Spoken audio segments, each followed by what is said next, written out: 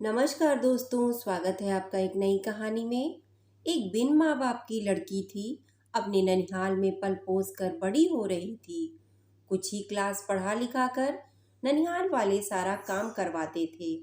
कभी कभी साग सब्जी लेने के लिए बाजार जाती रहती थी। एक दिन उस लड़की से कहीं रुपए गिर जाते हैं। वह लड़की घबरा कर कई सब्जी वालों से कहने लगती है कि आप सब्जी उधार दे दीजिए, मैं 2-4 दिन में आपके पैसे दे दूंगी।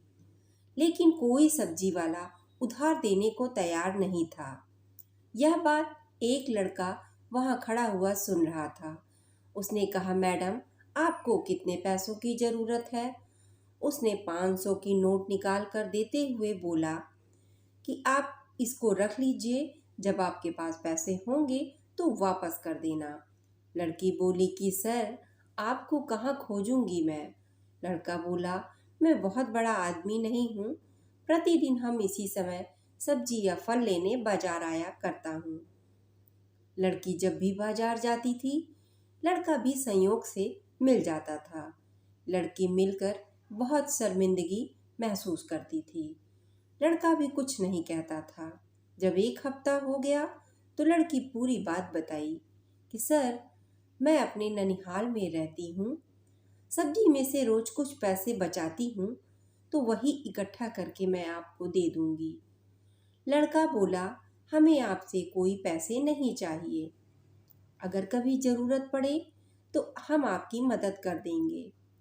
उस दिन से वह लड़की जब देखती तो उसको सर नमस्ते जरूर कहती। वह लड़का भी नमस्ते करके चल देता था। लेकिन उस लड़के से वह मिलकर बहुत खुश होती थी। लड़का भी उस लड़की से मिलने के बहाने आया करता था। कभी कभी लड़की के ननिहाल वाले ताना मारते थे कि जवान हो गई, मर भी नहीं रही है, अब तो शादी का सारा खर्च भी हम लोग को उठाना पड़ेगा। एक दिन उस लड़की ने उस लड़के से बोला कि सर, क्या आप अपने घर में मुझे झाड़ू पोछा मारने के लिए रख लेंगे? अब मैं ननिहाल में घुटन महसूस करती हूँ। लड़का हंसते हुए बोला कि ठीक है, हम अपने मम्मी पापा से पूछकर आपको बताएंगे। संयोग देखिए, वह एक जरूरी काम से कहीं बाहर चला गया। लड़के को उसकी नज़र ढूंढती थी। वह लड़की निराश हो गई। किसी ने शिकायत भी कर दी कि सब्जी लेने के बहाने किसी लड़के से मिलती है। अब रोज डेली ननिहाल वाले उसे प्रताड़ित करने लगते हैं। लड़की ऊब कर मन में सोच लेती है कि अगर आज वह लड़का उसे नहीं मिला तो वो आत्महत्या कर लेगी। अजीब संयोग देखिए, उस दिन वह लड़का फिर से उसे दिखाई दे दिया। लड़की उस लड़के को देखकर अपने आंसुओं को ना रोक सकी और नम आंखों से बोली कि सर, आप कहाँ चले गए थे? लड़की के नम आंखों को देखकर लड़का बोला कि आपसे एक बात बोलूं, आप नाराज तो नहीं होंगी? लड़की कही, सर बोलिए। लड़का बोला कि क्या आप मुझसे शादी करेंगी? कोई दबाव नहीं है। यह सुन लड़की फपक कर रोने लगी। लड़का हाथ को बढ़ाते हुए गले लगा लिया। वह खुद भी अपने आंसुओं को नहीं रोक सका। लड़की को ऐसा लग रहा था कि दुनिया ही उसको मिल गई। लड़के ने कहा कि कल हम अपने मम्मी पापा को लेकर आपके ननिहाल आएंगे।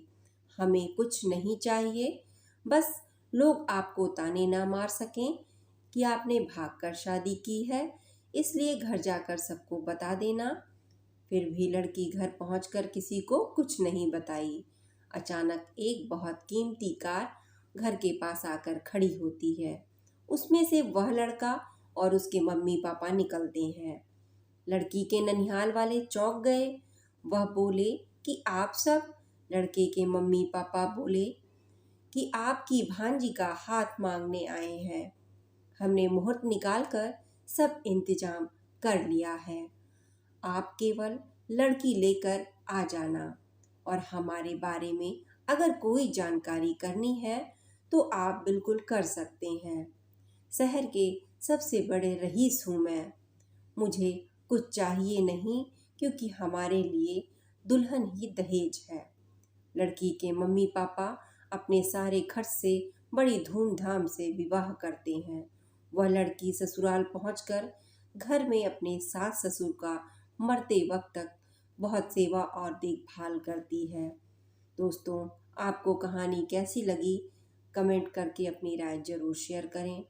अगर कहानी आपको पसंद आई हो तो प्लीज़ चैनल को लाइक, शेयर और सब्सक्राइब करना ना भूलें। मिलते हैं एक नए वीडियो में। धन्यवाद।